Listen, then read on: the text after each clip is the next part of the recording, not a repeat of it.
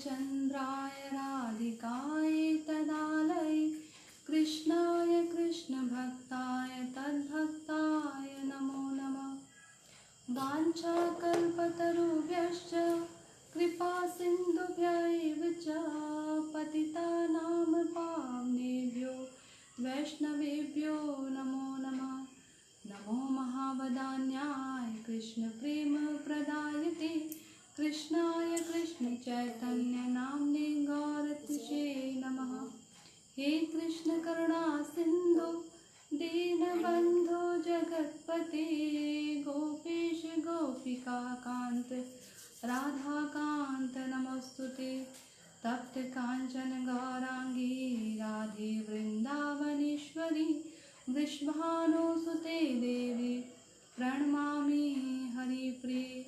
भक्त्या विहीनापराधलक्षये क्षिप्तस्य कामादितरङ्गमध्ये कृपामयि त्वं शरणं प्रपन्ना वृन्दे नमस्ते चरणारविन्दम्। जय श्री कृष्ण चैतन्य प्रभु नित्यानंद श्री अद्वैत गदाधर शिवासादि गौर भक्तवृंद। हरे कृष्ण कृष्ण कृष्ण हरे हरे हरे राम राम राम हरे हरे। हरे कृष्णा। मैं सर्वप्रथम अपने गुरु ओम विष्णुपाद अष्टोत्तर श्रीमद् भक्ति वेदांत माधव कृष्ण महाराज जी के चरण कमलों में अनंत कोटि दंडवत प्रणाम अर्पण करती हूँ। तदनंतर नित्य लीला प्रविष्ट ओम विष्णुपाद अष्टोत्तर श्रीमद् भक्ति वेदांत नारायण गोस्वामी महाराज तथा नित्य लीला प्रविष्ट ओम विष्णुपाद अष्टोत्तर श्रीमद् भक्ति वेदांत स्वामी महाराज जी के चरण कमलों में अनंत कोटि दंडवत प्रणाम करती हूँ और उनसे अहेतु की कृपा की याचना करती हूँ। हरे कृष्णा। तो आइए एक पहले छोटा सा कीर्तन करते हैं, उसके बाद भगवत चर्चा करने का प्रयास करेंगे। गुरुदेव कृपा बिंदु दिया करो रे दासे तृणापेक्षा अतिहीना। गुरुदेव कृपा बिंदु दिया करो दासे तृणापेक्षा अतिहीना। सकल सहाने बल दिया कर निज माने स्पृहाहीना। सकले सम्मान करते शकति देहनाथ यथा यथा। तबे तो गाइबो हरि नाम सुखे अपराध हबे हता। गुरुदेव कृपा बिंदु दिया करो ये दासे तृणापेक्षा अतिहीना। कभी है न कृपा लभिया ए जना कृता हाय बिना था। शक्ति बुद्धिहीना আমি অতি দীনা कर मोरे आत्मसाता। योग्यता विचारे कुछु नाही पाई तुम्हारा करुणा सारा।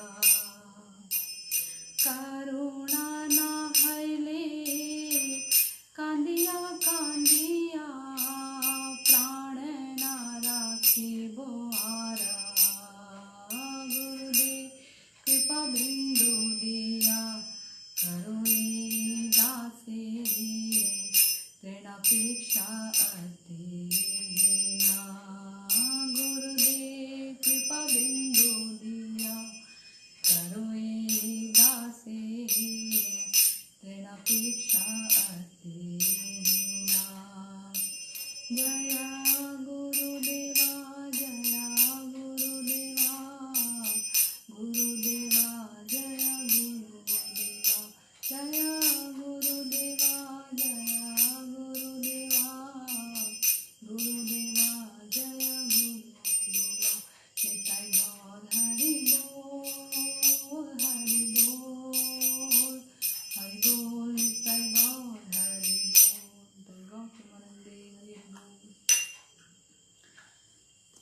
कृष्णा।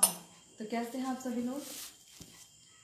आइए भगवत संबंधी चर्चा करने का प्रयास करें, क्योंकि मनुष्य जीवन इसी के लिए मिला है, एकमात्र भगवत चर्चा करने के लिए। तो आइए, बहुत सुंदर श्लोक केवल आपके लिए। जनः जनस्य आदिशते असतिं गतिं यया प्रपद्येत दुरत्ययं तमः त्वं तु अव्ययं ज्ञानम अमोघम अज्जसा प्रपद्येत येन जनः निजम पदम। तथा कथित भौतिकतावादी गुरु अपने भौतिकतावादी शिष्यों को आर्थिक विकास एवं इंद्र तृप्ति के विषय में उपदेश देता है, और ऐसे उपदेशों से मूर्ख शिष्य अज्ञान के भौतिक संसार में पड़े रहते हैं, किंतु आप शाश्वत ज्ञान प्रदान करते हैं, और बुद्धिमान व्यक्ति ऐसा ज्ञान प्राप्त करके तुरंत ही अपनी मूल वैधानिक स्थिति को प्राप्त कर लेता है। तो कितना सुंदर श्लोक है ना। तथा कथित भौतिकतावादी गुरु। आजकल ऐसे गुरु देखने को बहुत मिलते हैं जो भौतिकतावादी हों, निपट भौतिकतावादी। जैसे गुरु वैसे ही शिष्य। तो भौतिकतावादी गुरु के शिष्य भी भौतिकतावादी ही होते हैं, क्योंकि जो गुरु हैं वो अपने शिष्य को ज्ञान ही ऐसा देते हैं, क्योंकि भगवत संबंधी ज्ञान तो उन्हें भी नहीं मालूम, तो बांटेंगे क्या। तो आज के समय में ऐसे जो तथाकथित गुरु हैं, जो गुरु नहीं गोरु कहलाते हैं, ऐसे देखने को बहुत मिलते हैं। कई प्रकार के गुरु होते हैं। योग गुरु, जैसे कि योग गुरु है, जो कि ये हमें बताते हैं कि शरीर का ध्यान किस प्रकार से रखना चाहिए, किस प्रकार की यौगिक क्रियाएं करनी चाहिए, ताकि इंद्र तृप्ति को और अधिक बढ़ावा मिले, ये शरीर अधिक से अधिक स्वस्थ रहे, इंद्रियां बलवान रहे। इसलिए नहीं कि भगवान का भजन किया जाए, भगवान की सेवा की जाए, भक्तों की सेवा की जाए, बल्कि इसलिए कि किस प्रकार से और अधिक से अधिक हम इस संसार में भोग कर सकें। तो ये ऐसे योग गुरु और इंद्र तृप्ति के गुरु। कुछ गुरु ऐसे होते हैं जो कि काम सुख को बढ़ावा देते हैं, जो हमें ऐसे शिष्यों को ऐसा ज्ञान देते हैं कि आपका जो यौन जीवन है वो किस प्रकार से और अधिक सुदृढ़ रहे, और किस प्रकार से आप आनंद का भोग करें। तो कई प्रकार के गुरु होते हैं। कुछ ऐसे भी गुरु होते हैं जो कि बोलते हैं कि जिनके पास लोग जाते हैं और कहते हैं कि हमें ये कष्ट है, हमारे घर में धन संपत्ति की कमी है, नौकरी नहीं लग रही, तो बोलते हैं जाओ तुम पीतल की थाली लेकर अपने घर के आगे गाड़ के आ जाओ, या आधी रात को जाकर छत पे दिया जला लो, कुत्ते को खीर खिला लो, शनि के आगे 1 साल तक दिया जला लो, मंगलवार को ये कर लो, सोमवार का व्रत कर लो, बुधवार का व्रत कर लो। हर प्रकार के इस प्रकार के जिन्हें गुरु नहीं, शास्त्र में जिन्हें गोरु कहा जाता है, ऐसे लोग लोगों को भटकाते हैं। जो अज्ञान से युक्त जो लोग हैं, जिन्हें मालूम नहीं जीवन का चरम परम लक्ष्य क्या है, ऐसे लोगों को भटकाते हैं। क्योंकि ऐसे जो तथाकथित गुरु हैं, इन्हें खुद भी नहीं मालूम कि भगवान की भक्ति ही जीवन का चरम लक्ष्य है। ये शरीर भगवान का भजन करने के लिए मिला है, इसके अतिरिक्त और किसी भी साधन के लिए ये शरीर नहीं मिला।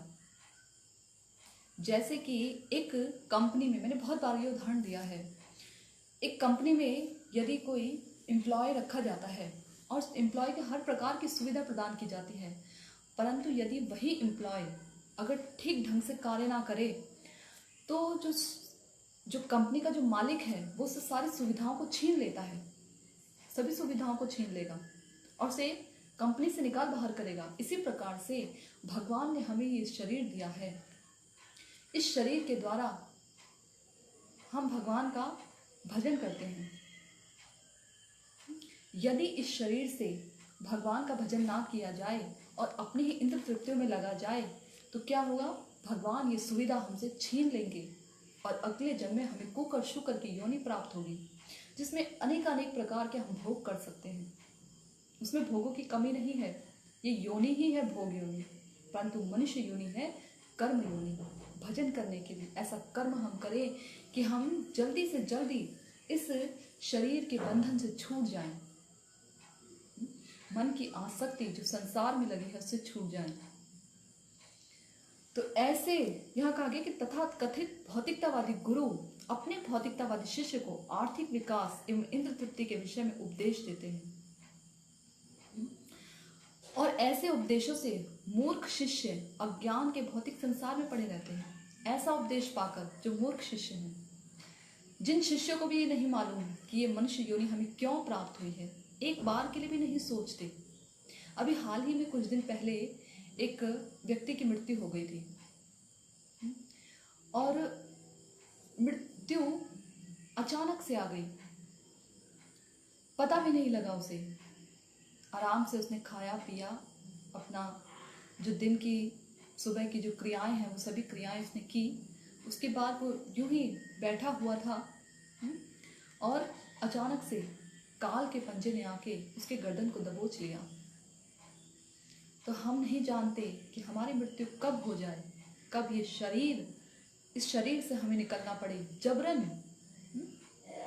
यम के दूत बड़े मजबूत, यम के दूत बहुत बड़े, बहुत मजबूत होते हैं, उनके चंगुल से बच नहीं सकते हम। तो जाने कब ये सांसें निकल जाएं, मालूम नहीं, पता नहीं कब ये सांसें छूट जाएं। तो ऐसे जो शिष्य हैं जो नहीं जानते कि इस जीवन का उद्देश्य क्या है, क्यों हमें ये मनुष्य शरीर मिला है, ऐसा क्यों कहा जाता है कि मनुष्य की जो बुद्धि है वो सर्वश्रेष्ठ बुद्धि है, जबकि बुद्धि और जानवरों में भी पाई जाती है। ऐसा नहीं है, उनके अंदर भी अनुभव करने की शक्ति है। वो भी जैसे कुत्ते को देखिए, अपने मालिक के ना होने पर, मालिक के चले जाने पर उदास रहता है, उसको भी दर्द होता है, उसको भी महसूस होता है। उसके पास भी बुद्धि है कि उसे कहाँ जाना है, उसका घर कहाँ है, किस प्रकार से उसे अपना भोजन करना है, किस प्रकार से उसे बचाव करना है। पक्षी देखिए, बैठे हैं पक्षी दाना चुग रहे हैं, आपकी इच्छा नहीं है कि आप उन पक्षियों को मारें, पकड़ें, डराएं, परंतु तो भी यदि आप उनके पास से निकले भर भी तो वो उड़ जाते हैं। कौन उन्हें बताता है ये बात कि संकट आ रहा है, बचकर रहो, हमेशा सचेत रहो, कौन उन्हें बताता है? तो ये सभी बुद्धि भगवान प्रदान करते हैं, ज्ञान प्रदान करते हैं, स्मृति विस्मृति दोनों भगवान से प्राप्त होती है, सब कुछ भगवान प्रदान करते हैं। तो जो ऐसे जो शिष्य हैं, जो ऐसे लोग हैं जो जानते नहीं कि इस मनुष्य शरीर का उद्देश्य क्या है, क्यों ये उत्तम बुद्धि हमें प्राप्त हुई है, जो नहीं जानते, वो क्या करते हैं, इस भौतिक संसार में पड़े रहते हैं ऐसे उपदेशों को प्राप्त करके। कैसे उपदेश? यही कि आप ये क्रियाएं करो, यहाँ बकरी की बलि दो, आपको इस रोग से छुटकारा मिलेगा, आप जाइए ये जो है मंदिर बनवा दीजिए, आप ऐसे शुभ कर्म कर दीजिए। तो इनसे हमें जब मृत्यु के भव से पार नहीं मिल पाएगा, नहीं जा पाएंगे हम इन चीज़ों से। ये सांसारिक कार्य हैं और संसार में इन्हें भुगतने के लिए आना पड़ेगा, चाहे सुख हो चाहे दुख हो, दोनों को ही भुगतने आना ही पड़ेगा। अगर आप सुख कार्य कर रहे हैं, अगर पुण्य कर्म कर रहे हैं, तो उन्हें भी भुगतने आना पड़ेगा। तो क्यों ना कोई ऐसा कार्य किया जाए जिससे हमें इस संसार में दोबारा आना ही ना पड़े, और वो है भगवान की भगवत भक्ति।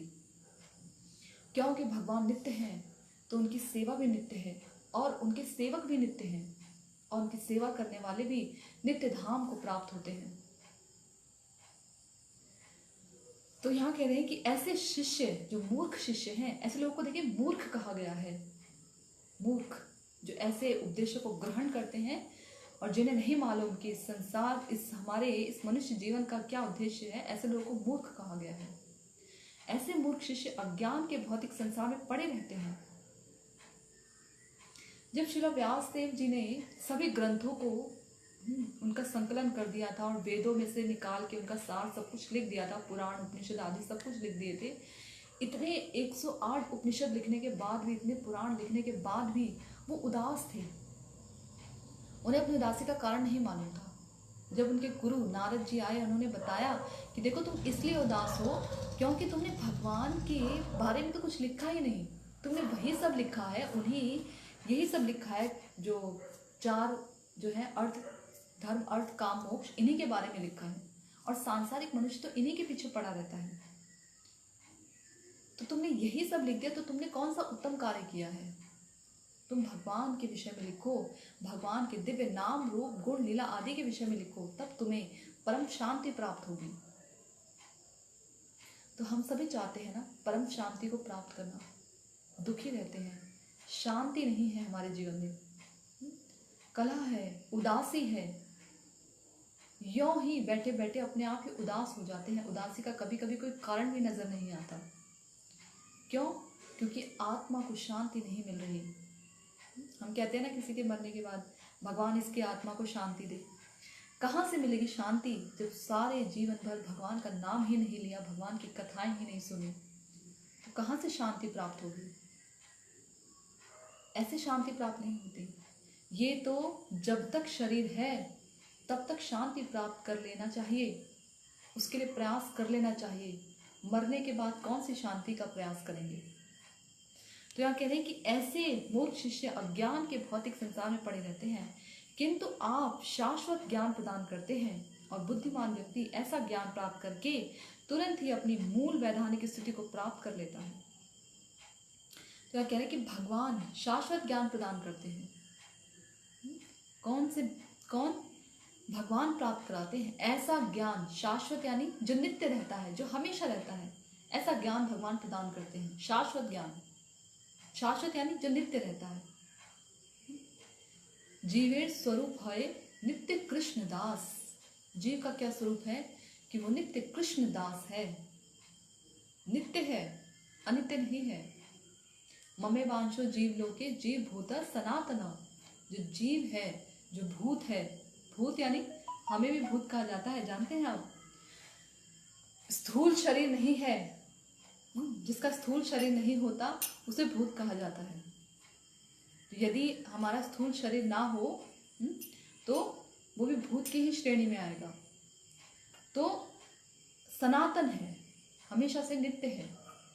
तो कह रहे कि ऐसे ऐसे आप ज्ञान, शाश्वत ज्ञान प्रदान करते हैं। और बुद्धिमान व्यक्ति, कौन सा व्यक्ति? बुद्धिमान, जिसको ये अनुभव हो चुका है कि संसार में कितना कष्ट है, कि संसार का जो सुख है वो सुख हमें सुख से अधिक दुख प्रदान करता है, सुख से अधिक हमें दुख प्रदान करता है।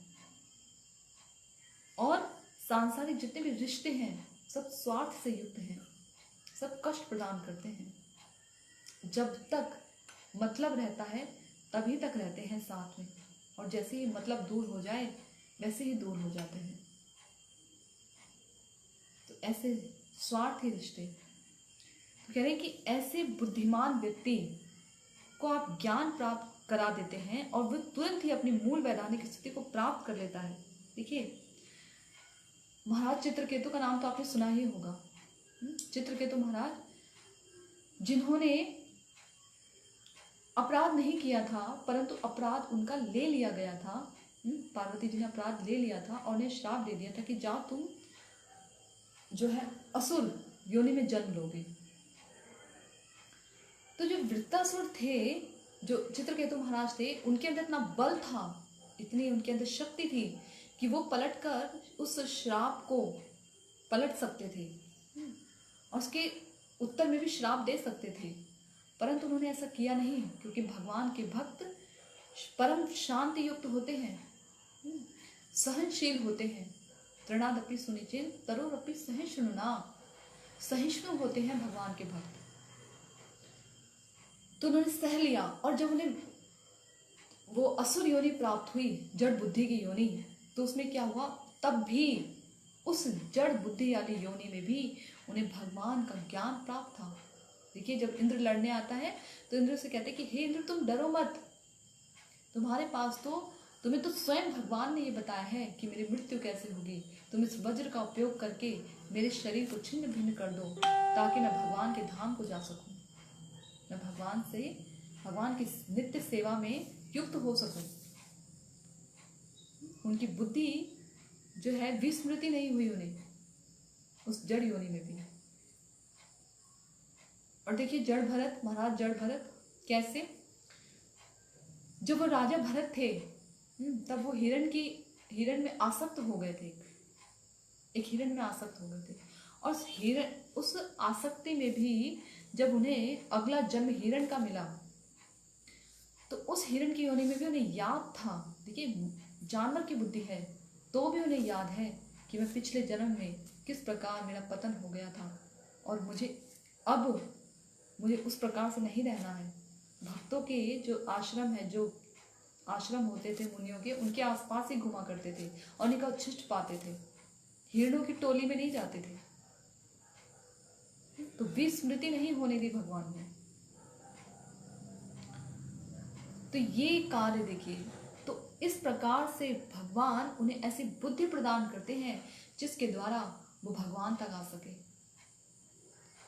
तभी यहाँ कह रहे कि आप ऐसे लोगों को शाश्वत ज्ञान प्रदान करते हैं और ऐसा बुद्धिमान व्यक्ति वो ज्ञान प्राप्त करके तुरंत ही अपने मूल वैधानिक स्थिति को प्राप्त कर लेता है, भगवान की भक्ति में लग जाता है। देखिए हम एक प्रार्थना गाते हैं ना गुरु के प्रति कि चक्षुदान दिले जे जन्म जन्मे प्रभु से दिव्य ज्ञान हृदय प्रकाशिता, यानी ऐसे चक्षु प्रदान करते हैं जिसके द्वारा हमारे हृदय में दिव्य ज्ञान स्फुरित होता है। और जहां प्रसादे भाई ए भव तरिया जाई, कृष्ण प्राप्ति है जहां है ते, गुरुमुख पद्म वाक्य चित्ते ते करिया ऐक्य, आर ना करिया मने आशा। यानी वो गुरु जिनके द्वारा कृष्ण को प्राप्त किया जा सकता है, ऐसे गुरु के चरणों में, ऐसे गुरु की वाणी में अपने मन को स्थिर कर लेना ही जो है, मन को स्थिर करना चाहिए और कोई आशा नहीं करनी चाहिए। ऐसे गुरु जो कि कृष्ण की प्राप्ति करवा सके, ऐसे गुरु के चरणों में अपने मन को स्थिर करना चाहिए। और भी जैसे शास्त्र बताते हैं ना, गुरु ना शस्यात स्वजनो ना शस्यात, वो गुरु नहीं, वो स्वजन नहीं, जो कि भगवत भक्ति, जो कि हमें इस जन्म मृत्यु के संसार से पार ना करवा सके, ऐसे गुरु नहीं।